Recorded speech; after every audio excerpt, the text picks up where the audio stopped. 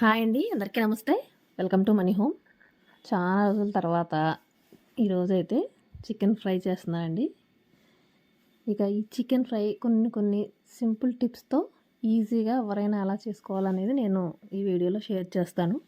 చివరి వరకు చూడండి. ఓన్లీ చికెన్ ఫ్రైయే కాదండి, టిప్స్ కూడా షేర్ చేస్తాను అనమాట. ఇక మనం అల్లం పేస్ట్ నూరుకునేటప్పుడు చాలామంది వెల్లుల్లిపాయలు మొత్తం పొట్టు తీస్తారు. అది చాలా టైం టేకింగ్ ప్రాసెస్ అనమాట. ఆ పొట్టేం తీయవసరం లేదండి, మనం మిక్సీలో వేస్తే నలిగిపోద్ది, ఏం కాదు. ఇకపోతే అల్లం కూడా మనం పైన తొక్కు తీసేసిన తర్వాత చాలామంది చిన్న చిన్న ముక్కలు కట్ చేస్తుంటారు. ఆ చిన్న చిన్న ముక్కలు కట్ చేసినప్పుడు మనం మసాలా కొద్దిగా నూరుతుంటాం కదా, ఆ మిక్సీలో వేసినప్పుడు అవి అడుగునే ఉండేసి మెత్తగా అవ్వదండి అల్లం వెల్లుల్లి పేస్ట్. అలా కాకుండా నేను వీడియోలో చూపించినట్లుగా ఇలా క్రాస్గా కోసుకోండి. అప్పుడు ఆ బ్లేడ్లకి ఇవి తగిలి మీకు కొంచెం అయినా సరే అల్లం వెల్లుల్లి పేస్ట్ మెత్తగా వస్తుంది అనమాట. ఇదో టిప్ అండి. ఆ తర్వాత ఉల్లిపాయలు కట్ చేస్తున్నాను అనమాట. ఈ ఉల్లిపాయలు కూడా నేను 3/4 కేజీ చికెన్ ఫ్రైకి 3 కోస్తున్నానండి. 1/2 కేజీకి ఒక ఉల్లిపాయ చొప్పున మీరు సింపుల్గా గుర్తుపెట్టుకోవచ్చు. కొద్దిగా చిన్నదైనా పెద్దదైనా అటు ఇటు కాదండి, మరీ పెద్దదైతే మాత్రం కొంచెం చూసి తీసుకోండి. 1/2 కేజీకి 1, అర కేజీకి 2, 3/4 కేజీకి 3, అలాగా మీడియం సైజు. కేజీ అయితే 4 వేసుకోండి. ఇప్పుడు నేను చూపించిన సైజు అనమాట. మరీ చిన్నవి కాదు, మరీ పెద్దవి కాదు. ఆ తర్వాత 2 పచ్చిమిర్చి, మీకు ఇష్టం ఉంటే వేసుకోండి, లేదా లేదు. ఇప్పుడు మసాలా ప్రిపరేషన్ చూద్దాం. 2 స్పూన్ల గసాలండి. గసాలు వేసుకుంటే చక్కగా మనకు గ్రేవీ వస్తుంది. 3 స్పూన్ల ధనియాలు, కొంచెం దాల్చిన చెక్క, ఒక 8 యాలక్కలు లవంగాలు, కొద్దిగా జీలకర్ర, 2 యాలక్కాయలు. ఇవి మెత్తగా పేస్ట్ చేసుకున్న తర్వాత మనం దాంట్లో అల్లం వెల్లుల్లిపాయలు వేసి అప్పుడు పేస్ట్ చేసుకోవాలి. ముందే అల్లం వెల్లుల్లి కూడా వేయకూడదండి. ముందు అవి పేస్ట్ చేసుకొని కొంచెం వాటర్ వేసుకొని ఆ తర్వాత అల్లం వెల్లుల్లి కూడా వేస్తే వాటితో పాటు మెత్తగా పేస్ట్ అయిపోద్ది అనమాట. ఆ తర్వాత మనం ఆయిల్ వేసుకోవాలి. ఇక ఆయిల్ కొంచెం ఎక్కువే వేసుకోవాలండి, ఫ్రై కాబట్టి కొంచెం ఎక్కువే వేసుకోవాలి ఆయిల్. ఆ తర్వాత ఆయిల్ హీట్ ఎక్కిన తర్వాత మనం ఇలాగా ఉల్లిపాయలు కట్ చేసుకున్న ఉల్లిపాయలు వేసుకోవాలి. మనం దగ్గరే ఉండి ఉల్లిపాయలు వేయించుకోవాలండి. మరీ బ్రౌన్ కలర్లో అవసరం లేదు. మనం పులుసు వండుకునేటప్పుడు మాత్రమే బ్రౌన్ కలర్లోకి వచ్చిన దాకా వేయించుకోవాలి, గోల్డెన్ కలర్లోకి. ఫ్రైకి అవసరం లేదండి, కొంచెం వేగితే సరిపోద్ది. ఎందుకంటే మళ్ళీ ఫ్రైతో పాటు ఆ ఉల్లిపాయలు కూడా లాస్ట్లో వేగుతాయి అన్నమాట. ముందే మనం బాగా కలర్ వచ్చిన దాకా వేయించుకుంటే అప్పుడు మళ్ళీ ముక్కలతో పాటు వేగి టేస్ట్ మారిపోద్ది, ఫ్రై మంచిగా కమ్మగా రాదు. అందుకని ఫ్రైకి ఎప్పుడైనా మరీ ఎక్కువ వేగవసరం లేదు, కొద్దిగా లైట్ కలర్ చేంజ్ అయితే సరిపోద్ది. ఇప్పుడు అవి మగ్గాలండి. అవి మగ్గేలోపు మనం ఖాళీగా ఉండటం దేనికి?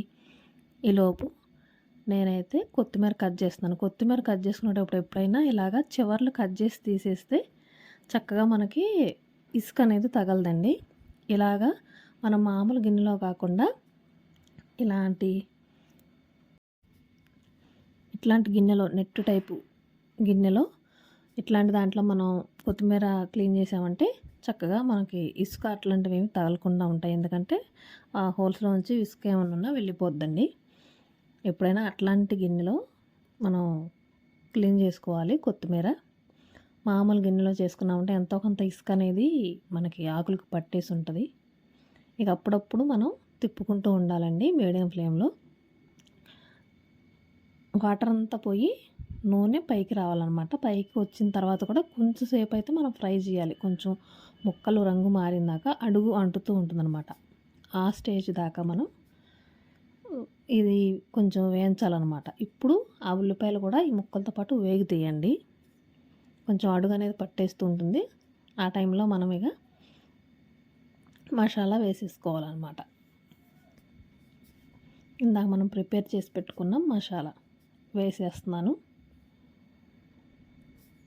వేసేసి ఇప్పుడు నుంచి మనమైతే మూత పెట్టవసరం లేదండి.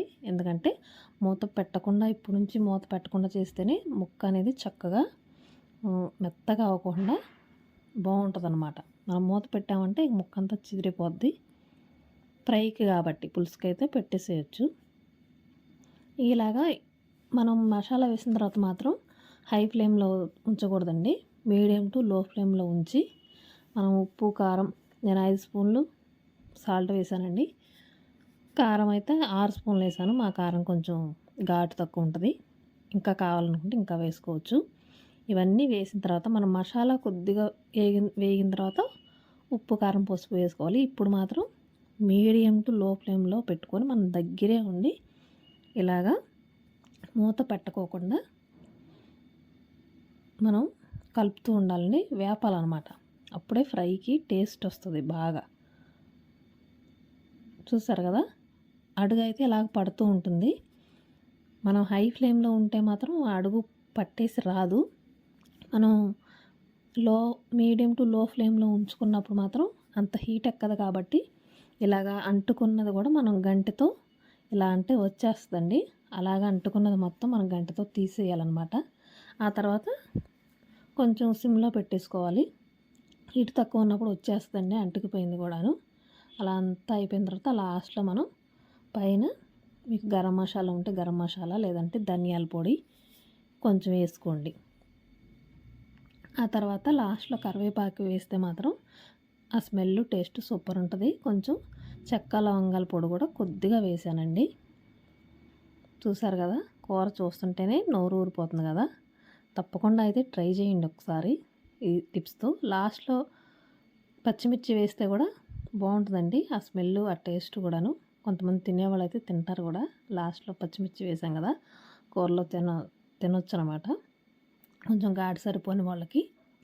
ఆ తర్వాత కస్తూరి మేతి కొత్తిమీర వేసి దించేయటమే, ఇంతేనండి. మరి తప్పకుండా అందరూ అయితే ట్రై చేయండి.